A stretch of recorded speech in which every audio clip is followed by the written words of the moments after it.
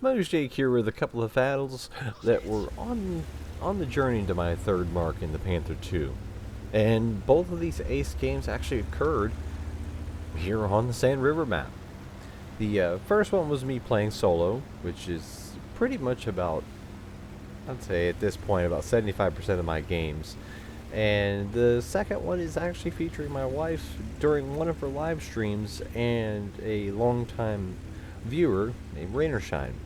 We'll get to that one afterwards because that's actually a much closer battle.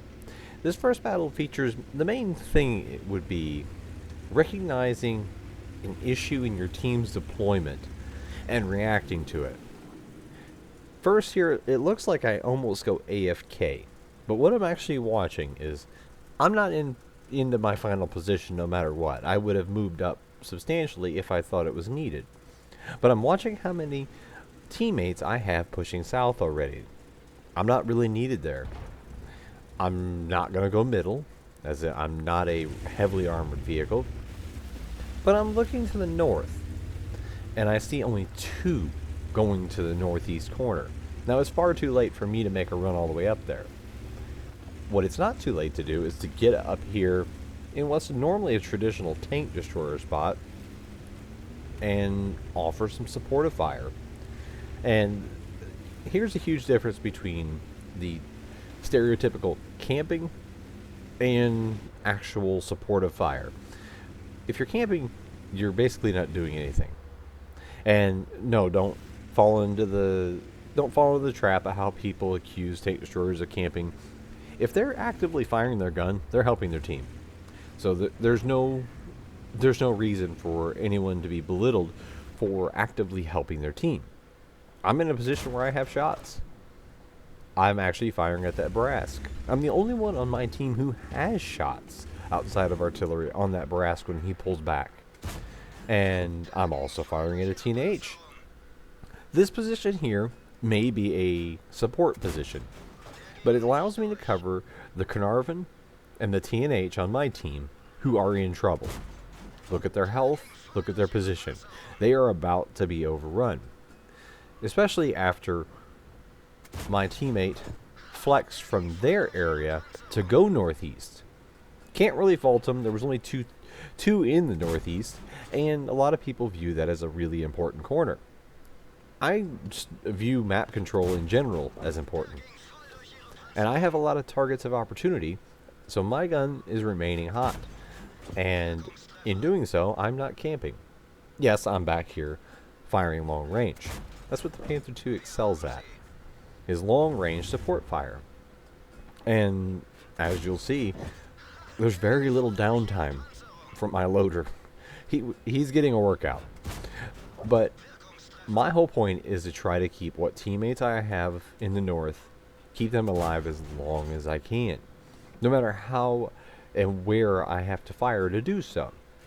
Now, at first, I had lots of shots where the Skoda and the enemy TNH were. Now I'm having to swap over to the Barask, who's coming around behind my teammates, which gets me spotted. And this is a very stereotypical Barask player. Here comes the premium. Absolute guarantee. He's aiming in. One premium shot. And two. I don't know what it is with Barask players spamming premium.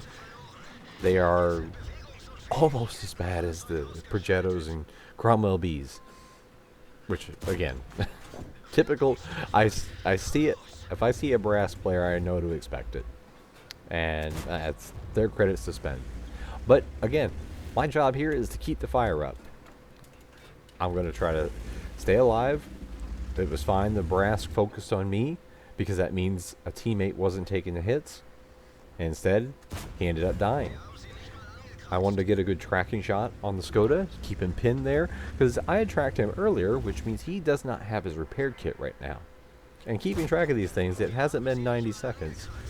He's probably going to be finished off here, which helps my team. I end up being the one to finish him off, but That's just yet another thing. If you have tracked somebody, just keep an eye on them. And if you see multiple enemies coming around a corner, go for track shots. It's very important, not only for the success of your team, but if you're going to 3-mark a tank, which is what I was trying to do here, track shots are your most reliable way of assistance damage because you only get to choose one. The game tracks either your spotting damage or your tracking damage, not both. You get the value of whichever one's higher for the game. And for me, so far, it's been tracking. I've been tracking everything. And because I moved to this position, the enemy team, who heavily pushed the north, their attack was blunted to where our team, who pushed heavily the south and mid, they had a chance to do what they needed to do. If I hadn't moved into that position, and also if you notice the ISU 152 also moved up there later, he was a little slower to react, but he did move up. That allowed our team to hold, despite being outnumbered in the north, which also gives me a nice result of over 3,500 damage and about 1,800 assistance. And when you have a 5,200 combined, actually, that would be actually 5,500 combined. A little over 5,500 combined, that's going to ace it tier 8 every time. But there's the results. I fired 28 shots in that game, and my battle ended up not even breaking the 20,000 credit for ammunition, so no premium fired that game. The Panther II doesn't really rely on a lot of premium, much like its tier 7 cousin, the original Panther. Both of them rely more on the accuracy, the rate of fire, good penetration for the tier, especially if you are mounting the 88L100 that I have here. Now the 88L71 is still a viable option on the Panther II, but if you're going to run that, you might as well have the Panther 88 Premium. This version, the Tech Tree Panther II, the real point at where it shines is that long range firing, and the 88L100 really assists that. Now we get the other spawn this time, and this time I actually have a little bit of reliable backup with my wife in her AMX CDA, and this was live on her stream. I'll actually link the broadcast where this was actually played, to where if you wanted to see her perspective, you can. I'll put that in the description of the video. And then we have Rainershine there taking up a nice spotting position in the even 90. This time I actually do go south, being top tier and being one of the key mediums for my team. I do actually head up the south push. Again, my team plays very eerily similar. No north push. Last time we had a north push, but not much of one, and this time we have nothing in the north.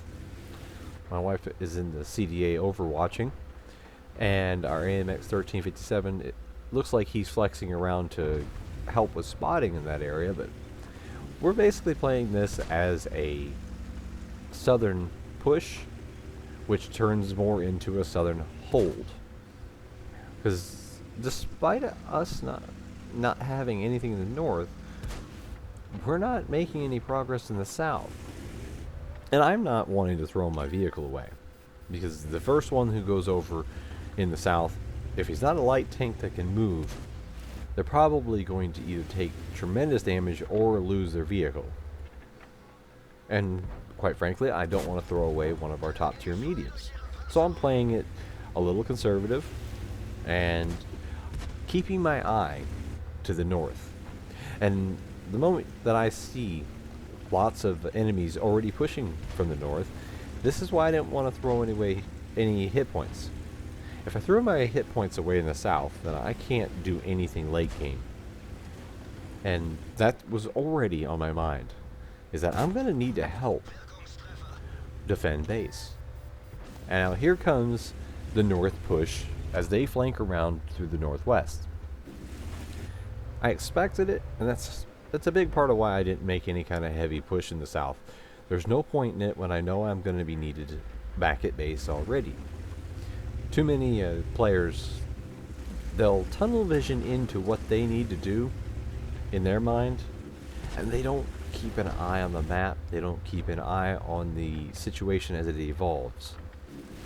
And here, we can see the enemy has pushed completely. They're at our base.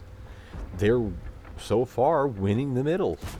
The only place we had an actual advantage that we could have exploited was in the south. But it was too risky to push the south because of the enemy having the middle and the north. So in the end, we end up having to just hang tight. And playing trades with a T-43 is extremely in my advantage. I have all the gunnery advantage, and the only thing he has is a slightly bouncy turret profile. So I'm more than happy to sit here and let that T-43 keep giving me his hit points. Main concern is the fact that that TNH-105 is at our base and has support from now not only the T-43, but a T-44 who is heavily damaged, but also the T-44-100 who isn't spotted. And that tells me he's probably playing the vision game. He's letting us get spotted, and although I don't see him racking up the kills, he's probably working damage into my teammates as they poke. Because if he's over there, unless he's disconnected or he's just AFK now, he probably has shots over here.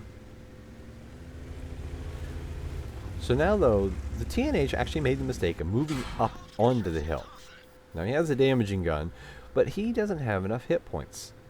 And if I can land a shot, he'll be gone.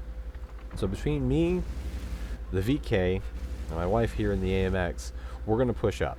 I've ate a shot, the VK ate a shot, she gets to finish him.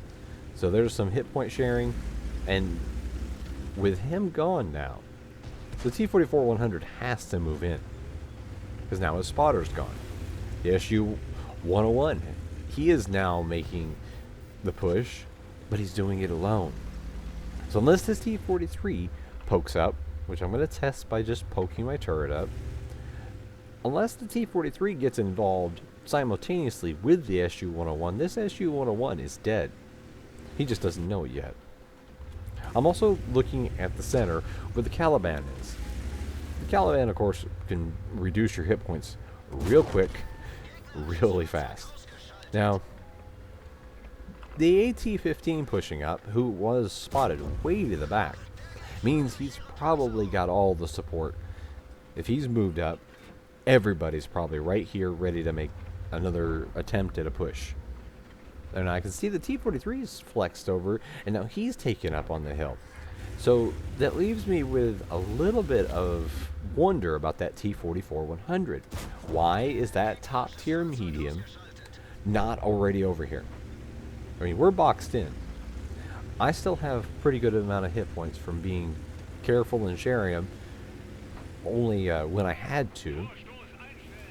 Our Steyr, of course, is about dead, but keeping as many guns in the game as possible is key. Because we've clawed back a deficit, we actually have the hit point advantage. This is key. And now the T-44-100 finally makes a move, but it's too late. Enemy team doesn't know it, but now this game is turned and they've lost it. They actually had a pretty big advantage, but at this point now, the only way that they are going to win this is through the LT-432. And he's trying.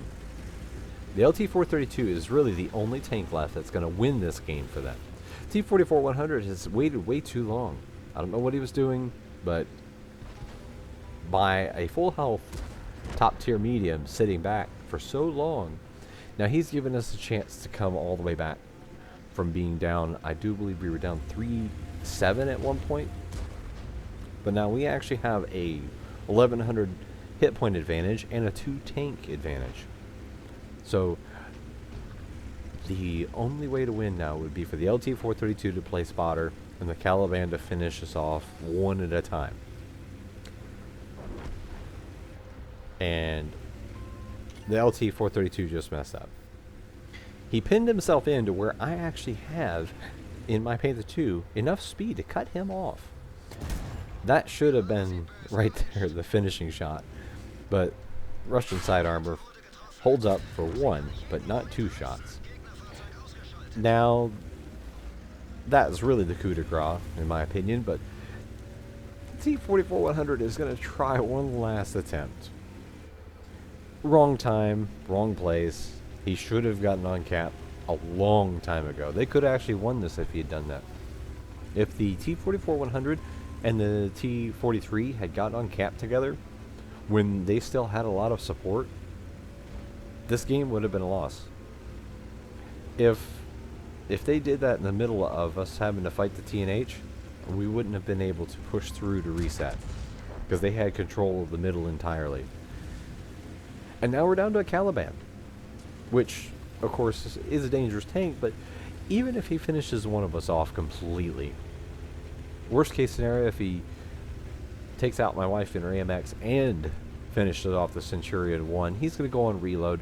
He doesn't have the speed, the agility, he doesn't have enough armor to withstand both the Panther II and the T-32 at the same time. Or if he just manages to take me out, he's not going to be able to win the game because he'd still have 3 tanks. So now it's more of, I'm working on the 3rd mark. I see a Caliban. All I see is damage.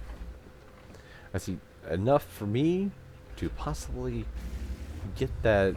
I think I was sitting at 93.5% at this point.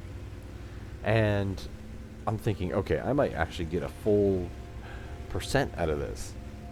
Or more. And in the end, I ended up jumping up to 94.2% after this game. But, of course, I didn't get the 3rd mark. And that shot that I took with the spotting that I got from my wife's hit on it, that was it. She ends up finishing off the Caliban. I tried to take the high road up here and get a shot down into him. But he actually misses his shots, and she dives in to finish him off. But this was more of a battle of staying alive and basically working targets while keeping your hit points intact, while not camping, but holding and playing smartly. Panther II actually suits that playstyle quite well, and the gun is just fantastic for anything all the way up to even going against tier 10 vehicles. But that was another ace with the top gun, a Confederate, and a high caliber. Again, this one has a little more damage and nowhere near the spotting. I had a little over 3,800 damage and over 700 spotting. Got me just under 1,500 experience. But hope you enjoyed these 2 games. Thanks for watching. And again, if you want to see her perspective on her battle, it'll be linked. Thanks for watching. Hope you enjoyed it.